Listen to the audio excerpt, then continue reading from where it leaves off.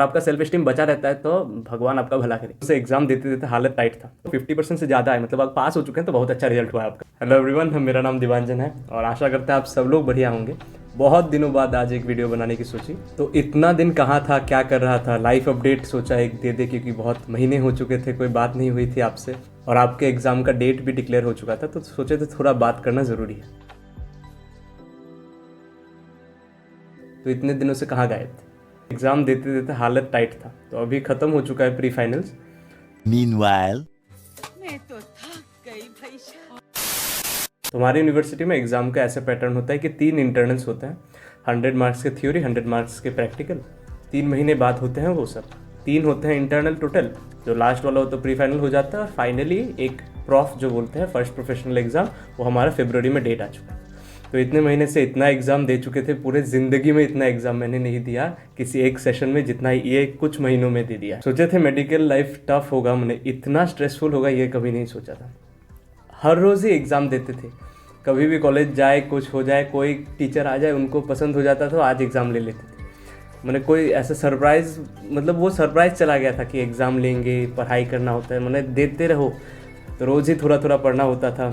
हर exam तो अच्छा नहीं हो सकता था, लेकिन हाँ अगर देखें तो एवरेज अच्छा स्कोर आ जाता था। तो अभी कुछ दिनों पहले ख़त्म हुआ प्री फाइनल, तो अभी फाइनल है हमारा फरवरी को, 6, 8 और 10 फरवरी हमारा फाइनल का डेट आ चुका है। तो अभी ख़त्म हो चुका है कॉलेज, 1-2 क्लास शायद बाकी होंगे, तो सोचे कि कुछ बात करें आपके साथ। तो इतने महीने से पढ़ के ये समझ आ गया कि मेडिकल लाइफ आसान नहीं है, इसमें स्ट्रेस बहुत होगा, एग्ज़ाम बहुत ज़्यादा होगा, और गाली तो भाई साहब इतना गाली खाए कि क्या बताएं आपको। कुछ भी करे आप गाली खाने के लिए तैयार हो जाए। अगर आपको चाहिए कि मेडिकल लाइफ में आपको थोड़ा भी शांति मिलेगा, नहीं मिलेगा। वो ऐसे गलत आइडिया में हम भी घुसे थे, लेकिन वो मैंने कोई होता है ना कि बाहर आपको इतना लाड़ दुलार से रखा जाता है कि आपको मेडिकल मिला है, ये सब धूम करके गिर जाता है। जब आप टीचर के साथ बात करते हैं, आपको नहीं पता है कि वो इतना बेइज्जती करेंगे ना आपको। कोई तो रो देता था, मैंने इतना बुरा से बोलता था। तो ये आपको याद रखना ही होगा कि जब मेडिकल लाइफ में तो बेइज्जती तो फिक्स्ड है, कोई भी प्रोफेसर अलग हो सकता है लेकिन बेइज्जती फिक्स्ड है। तो फर्स्ट इंटरनल में फिजियोलॉजी थोड़ा बुरा हुआ था, तो उसमें रेमेडियल लगा था। तो रेमेडियल का मतलब 50% आए तो आपको रेमेडियल देने का ज़रूरत नहीं है, आप पास हो चुके हैं। और अगर 40% आता है तो आपको नेक्स्ट एग्जाम में बैठने देंगे, मैंने फाइनल में 3 इंटरनल में अगर आपको 40% से अबव मिलता है तो आपको फाइनल में बैठने देते हैं, मगर रेमेडियल एग्ज़ाम देना होता है। तो मुझे आए थे 42 आउट ऑफ 100, तो मैंने रेमेडियल दिया। रेमेडियल बहुत अच्छा हुआ था, उसमें मिला था 43 आउट ऑफ 50। फिर सेकेंड इंटरनल में अच्छे मार्क्स आए थे, और थर्ड इंटरनल में मोटा मोटा देखे तो अच्छे मार्क्स आए। अच्छे मतलब क्या, मतलब वो पास हो चुके थे ठीक ठाक से। यहाँ पे वो बात आ जाती थी कि पहले स्कूल में पूछते थे कि भाई कैसा हुआ, अच्छा हुआ। अच्छा मतलब क्या, 70-80% ना। स्कूल लाइफ में तो 90% बोलते थे अच्छा। यहाँ पे मतलब अगर आपको 50% से ज़्यादा है, मतलब आप पास हो चुके हैं तो बहुत अच्छा रिजल्ट हुआ है आपका। क्योंकि हमारे में 200 में से 86 बच्चों को रेमेडियल लगा था फिजियोलॉजी में। तो आप सोच सकते हैं कि मेजॉरिटी को ही लगा था, क्योंकि ऐसे शौक लगता है ना 100 मार्क का, मतलब मार्क्स मिलता ही नहीं है आपको। और अगर सीबीएसई से आप जा रहे हैं तो आपको थोड़ा तकलीफ होता है, क्योंकि सीबीएसई में हमको लॉन्ग आंसर लिखने का इतना प्रैक्टिस नहीं होता है। स्टेट बोर्ड में जैसे लॉन्ग आंसर लिखना होता है आपको, सीबीएसई में लॉन्ग आंसर नहीं लिखना होता है, टू द पॉइंट लिखने से हो जाता है। लेकिन यहाँ पे थोड़ा लंबा लिखना होता है, थोड़ा बढ़ा चढ़ा के लिखना होता है। और एक था कि खाली नहीं छोड़ना है हमको, तो पहले से ऐसा नीट देने का मतलब ऐसा था ना कि अगर नहीं आता तो छोड़ दो। तो यहाँ पे ऐसे मतलब वो एग्ज़ाम दे के पता चला, और मैम लोग भी बोलते थे कि किसी भी क्वेश्चन को मत छोड़ो, एकदम कुछ नहीं आता फिर भी कुछ ना कुछ लिख के आओ, टॉपिक रिलेटेड कुछ ना कुछ लिख के आओ। अगर पूरा खाली रखता है तो 0 मिल जाता, तो वो बहुत बुरा है। कॉलेज वीक हुआ, कॉलेज वीक में थोड़ा परफॉर्म किए। meanwhile,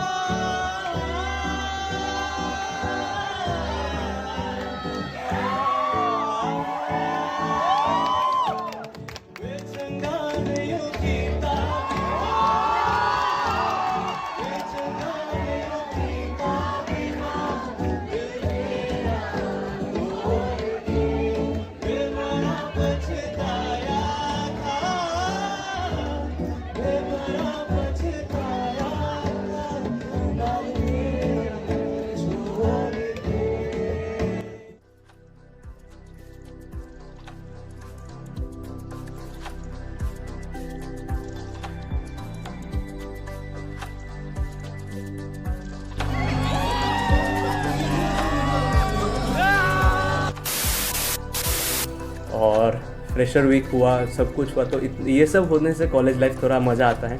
और हमारे एक फैमिली अडॉप्शन प्रोग्राम भी हुआ जो कम्युनिटी मेडिसिन डिपार्टमेंट लीड करता था। तो हमें एक गांव में लेके गए थे, वहाँ पे एक फैमिली असाइन कर दिया था कि इनका देखभाल करना आपका रिस्पॉन्सिबिलिटी है। देखभाल मतलब क्या, इनको अगर कुछ सवाल हो या अगर कभी हॉस्पिटल में जाए तो कैसे अप्रोच करे या कौन से हॉस्पिटल में जाए, मतलब ये पूरा प्रोसीजर आप अगर हमारे मेडिकल कॉलेज में आ जाए तो आप ही उनको देखभाल करेंगे कि यहाँ जाओ वहाँ जाओ, ये सब, क्योंकि बहुत लोग कंफ्यूज हो जाते हैं। तो उनका नंबर एक्सचेंज किया जाता है कि आप इनके लिए रिस्पॉन्सिबल हैं।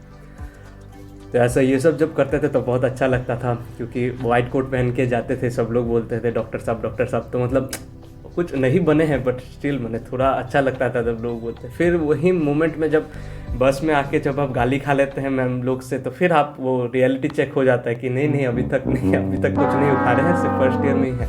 तो वो रियलिटी चेक बहुत ज़रूरी है। तो ये सब जो होता था बहुत अच्छा लगता था, लेकिन इतना एग्ज़ाम देने का मैंने मन नहीं होता। किसको इतना मन होगा एग्ज़ाम देने में। बहुत मज़ेदार बात है वाइवा। भाई साहब, अगर आपको लगता है ज़िंदगी में कि आप इतना आपका थ्रेशोल्ड है बेइज्जती का, तो आप एक बार मेडिकल कॉलेज में वाइवा दे के देखिए। और आपका सेल्फ एस्टीम बचा रहता है तो भगवान आपका भला करे।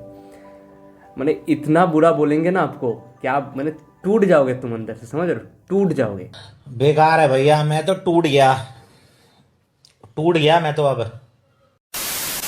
तो उनका मैंने क्या बोले, वो एडवोकेट कर रहे हैं खुद को कि हम ऐसे आज तुम्हारे भले के लिए कर रहे हैं कि, लेकिन बुरा तो लगता है भाई साहब, इतना बुरा बोलते हैं तो बुरा तो लगता है। तो ये सब ही चक्कर चलता रहता है। तो वाइवा में एक बार कभी बताएंगे कि बहुत बढ़िया एक इंसिडेंट हुआ था मेरा वाइवा में, मैंने क्या इतना कॉमेडी हुआ था क्या बताएं। तो अभी एक वीडियो बना देंगे। तो यही सोच रहे थे कि बहुत दिन से बात नहीं हुई आपसे, तो थोड़ा बात करें। तो अगर आपको कोई सवाल है तो आप नीचे कमेंट में ज़रूर पूछ सकते हैं। और आपका एग्ज़ाम का डेट आ चुका है 7 मई को, नीट 2023। तो पढ़ाई तो आशा करते हैं कि ज़ोरदार कर रहे हैं आप। और अभी वो विंटर सीज़न आ गया ना, तो थोड़ा पढ़ाई करने का मन नहीं होता है, कि सुबह उठने का मन नहीं होता है। तो ये वाला कुछ महीने थोड़े एकदम वो क्या बोलते हैं, वो अंदर से आपको मोटिवेशन का वो थोड़ा ये दिक्कत आता रहता है। ये 2-3 महीने जो विंटर्स में होता है ना, तो सुबह उठना पड़ता है आपको, वो कंबल लगा के एकदम पढ़ाई करना होता है। तो वो थोड़ा मुश्किल होता है, पता है हमको, लेकिन करना पड़ेगा क्योंकि एग्ज़ाम एकदम सर पे है। तो बस इतना ही कहना था। अपना ख्याल रखिए, अपने फैमिली का ख्याल रखिए, पढ़ाई करते रहिए। Bye bye.